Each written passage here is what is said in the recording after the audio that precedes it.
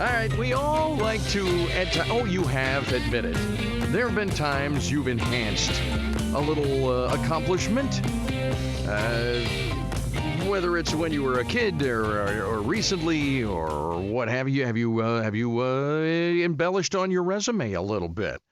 I think we all do, but when you become a public figure, specifically a congressman, president of the United States, I mean, you all, you have to be held to a little bit of a higher standard, I would think. Andrew Donaldson, as a commentator with Young Voices, joins us now to talk about this. Congressman-Elect George Santos has admitted fabricating details on his bio, one of which was his work experience with Goldman Sachs, which I think was just, he said it was a poor choice of words. I kind of agree with that one, but let's get this from Andrew. Andrew Donaldson, welcome to your morning wake up.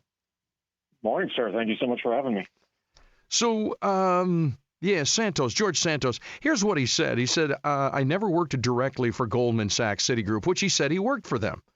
He says a poor choice of words. He actually did work with them with another company, though, right?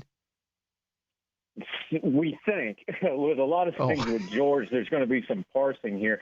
He's saying his company worked with them. Of course, those are huge corporations that have lots and lots of dealings with lots and lots of people.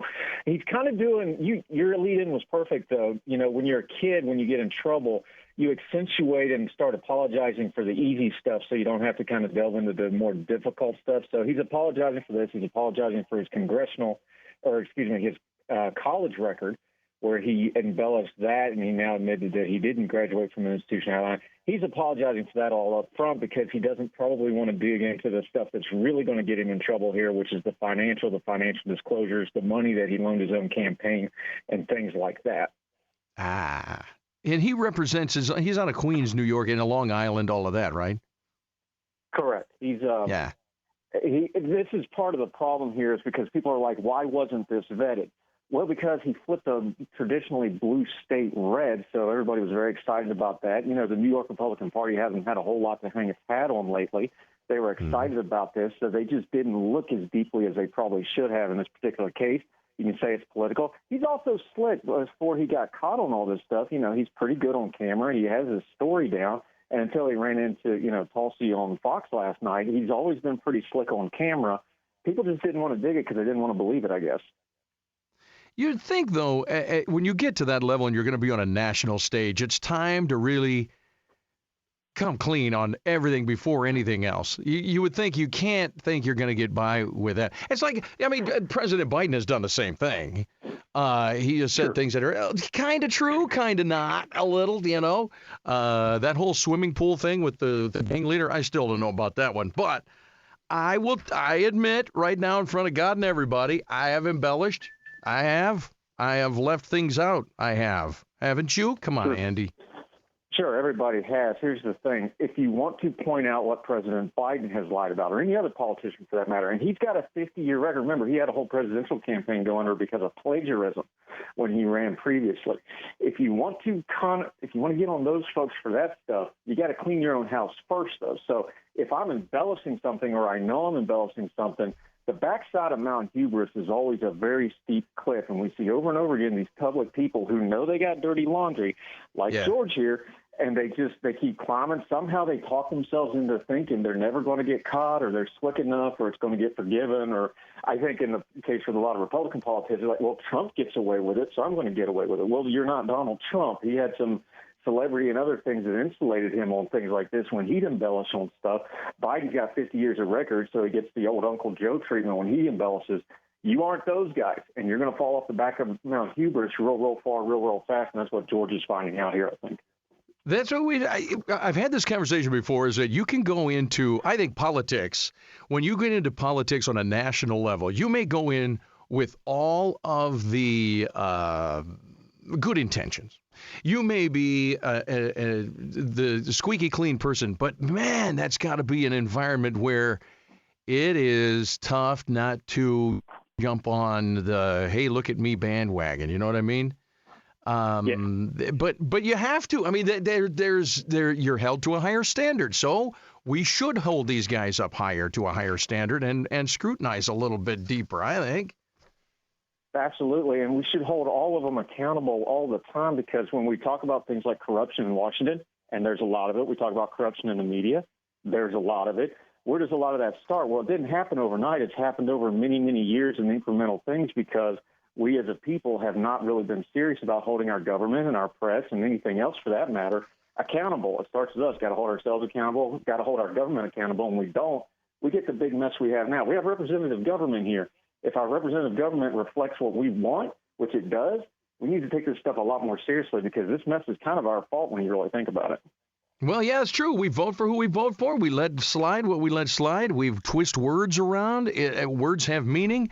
We're talking with Andrew Donaldson from Young Voices about George Santos from New York, enhancing his bio. Who else, though? Have we looked into other noobs coming into Congress? I mean, if we start peeling this onion, we might get a little crazy with what we find, huh? You have commercial breaks. We don't have time to get into all this. You need all day. No, you're absolutely right. But here's the thing. I'm all for peeling that onion. Let's get all of them. Somebody's like, well, if you get him, you're going to have to attack all the Democrats. Your proposal is accepted. Let's do that. I don't care if you're a Republican, a Democrat, a purple hippopotamus, libertarian, whatever. If you're corrupt, let's get them out of there. This whole thing of the other guy does it so I can get away with it. Well, if they're that bad and you just, outsourced your integrity to that person, that doesn't tell me very much about you. We probably should get rid of you while we're at it. Let's do better than this, all of us together. Corruption will kill our country much faster than ideology, much faster than politics, much faster than bad legislation. Corruption is way worse than all those things in the long run. We should root it out, branch every chance we get. And we are way down the road on all of that. The corruption is crazy. Andrew Donaldson there. Okay, give us your embellishment, Andrew. I'll come clean if you do. I'll give one. Come on.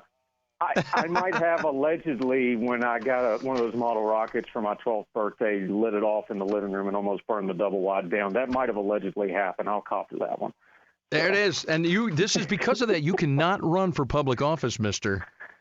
No, you know what? Closer to what George Santos did. You know what? I went to community college for a year and a half and quit because I wasn't learning anything. And I thought, no one counseled me, no one guided me and said, you should probably go this way or that way, business courses, whatever. I just was a nut, and which is why I'm in radio today. But I have said in the past about my college career, I've enhanced that a little bit. I will admit to that. There. Yeah, you did better than me. I made it to Thanksgiving my freshman year, my true freshman year, and depending on which version you believe, either they called my dad to come get me and tell him don't let him come back, or they kicked me out. Depends on which version you believe. I went back later online, but look, same thing. I was a knuckleheaded, stupid kid. But you know what? That's actually an important part of my story and how I grew up, and I matured later on. Something I tell my kids: you need to be open about your mistakes. That's what makes you grow. Things like that. Look, you wound up in radio. You did okay. I'm doing okay. Our mistakes make us grow. Don't embellish that stuff. Use it as fuel to go be successful. Yep. All right, Governor. Congressman-Elect George Santos out of New York, admitting his fabrication. Now let's see where all this leads. Andrew Donaldson from Young Voices, commentator. Hey, where do we find Young Voices? What do you guys, the website and all of that? Yeah, youngvoices.org. Great organization, lots of sharp people. You can find me on Twitter @4fifthfire myself.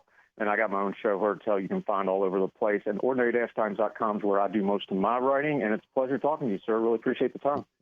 Andy, I'm going to have you back on. You're a groovy ketsicle, and Twitter's letting you do what you want now, aren't they? Pretty much. Thank you, sir. They're letting you out there. See you later. All right, bye. It's your morning wake-up, 1320 WILS.